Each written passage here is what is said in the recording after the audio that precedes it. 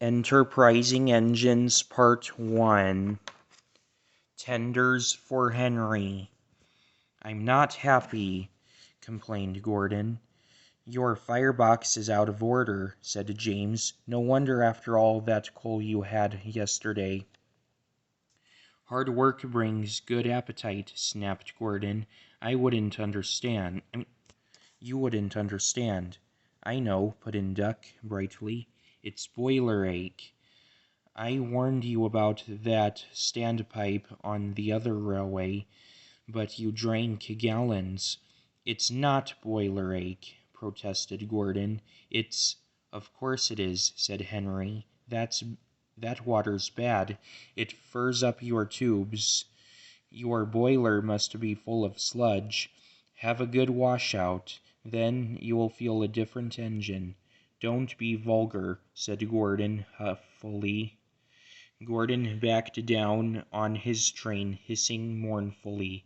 "Cheer up, Gordon," said the fat controller.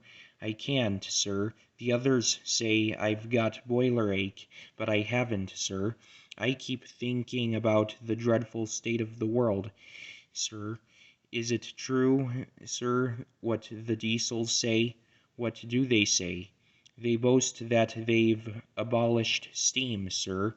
"Yes, Gordon, it's true." "What, sir? All my Doncaster brothers drawn the same time as me?" "All gone, except one." The guard's whistle blew, and Gordon puffed sadly away. Poor old Gordon," said the fat controller. If only we could—" "Yes, I'll ask his owner at once." He hurried away. Arrangements took time, but one evening Gordon's driver ran back excited. "Wake up, Gordon. The fat controller's given you a surprise. Look." Gordon could hardly believe it. Backing towards him were two massive green tenders, and their engine's shape was very like his own. "It's the Flying Scotsman," he gasped. "The fat controllers brought him to see me." "Oh, thank you, sir." Gordon's toot of joy was drowned by Flying Scotsman's as he drew happily alongside. Next day, the two engines were photographed side by side. "You've changed a lot," smiled Flying Scotsman. "I had a rebuild at Crewe. They didn't do a proper Doncaster job, of course, but it serves. I had a rebuild too, and looked hideous, but my owner said I was an extra special engine, and made them give me back my proper shape." "Is that why you have two tenders, being special?" No, you'd hardly believe it, Gordon, but over there they've hardly any coal and water, but surely even proper railway.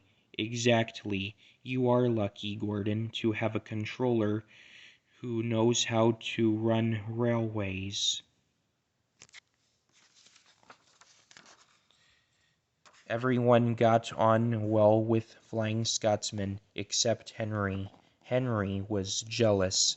"Tenders are marks of distinction," he complained. "Everybody knows that.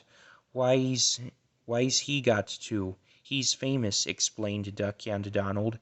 "He was the second to go 100 miles an hour. Besides, the other railway has no coal and water."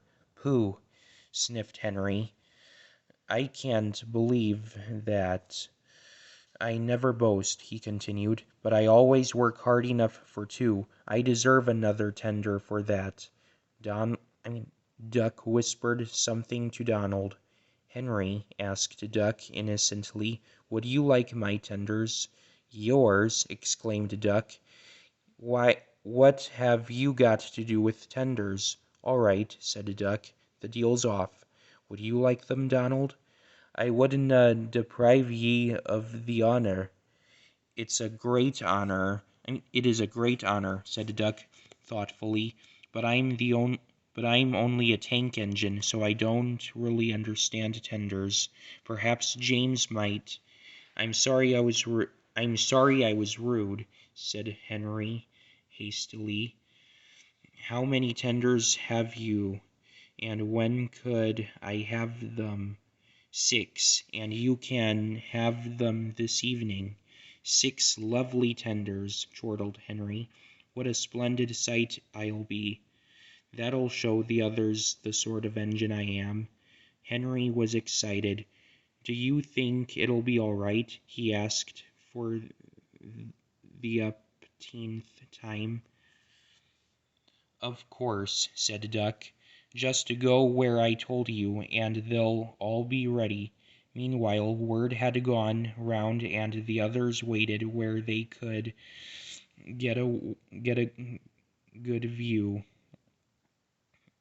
Henry was cheered to the echo when he came, but he wasn't a splendid sight. He had 6 tenders, true, but they were very old and very dirty. All were filled with boiler sludge. Had a good washout, Henry? Called a voice. That's right. You feel a different engine now.